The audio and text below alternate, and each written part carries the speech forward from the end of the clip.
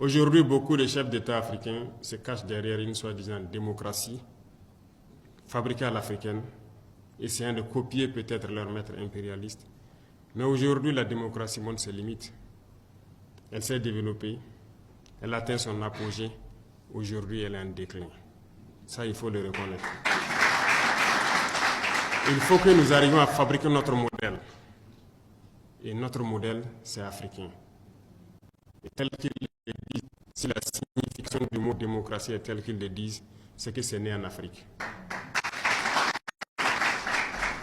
Alors, ici, nous avons notre manière de voir. Il faut que nous redevenions africains et que nous acceptons de vivre africains. Comme disait le camarade président Thomas Sankara, c'est la seule manière de vivre libre et de vivre digne. Qui aujourd'hui plus que vous pour passer ce message au monde entier? Qui aujourd'hui plus que vous pour éveiller les consciences? Comme je l'ai dit, tout commence par là. Si la jeunesse ne connaît pas son histoire, la jeunesse ne comprend pas le monde d'aujourd'hui, ne comprend rien de la géopolitique, vous avez beau tourner ciel et terre, ils ne pourront jamais comprendre la démarche de la révolution. Il va de soi qu'à partir de maintenant, partout où nous sommes, que nous puissions faire passer le message de notre histoire, d'où nous venons, qu'est-ce que nous faisons aujourd'hui, pourquoi le monde est ainsi fait, pour que les gens puissent comprendre, emboîter le train de la révolution et qu'on puisse avancer vers un développement harmonieux, vers une Union africaine réelle.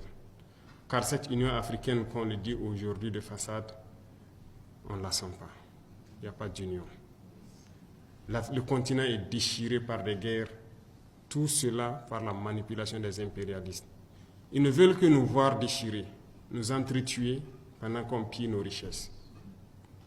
Mais il faut que le message passe. Il faut conscientiser. Il ne faut jamais s'arrêter de parler.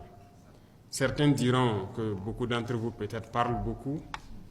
Moi, j'ai été longtemps accusé de ça, mais il faut toujours parler.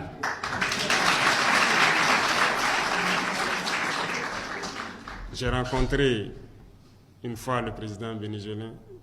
Il me disait, le père de la révolution, chaque jour il parlait à la radio. Et lui-même, qui était son fidèle, se demandait mais pourquoi tous les jours il parle? Et Chavez l'a dit, il faut toujours parler pour que les gens comprennent le message et que le message de l'impérialisme ne puisse pas passer. Aujourd'hui, plus que jamais,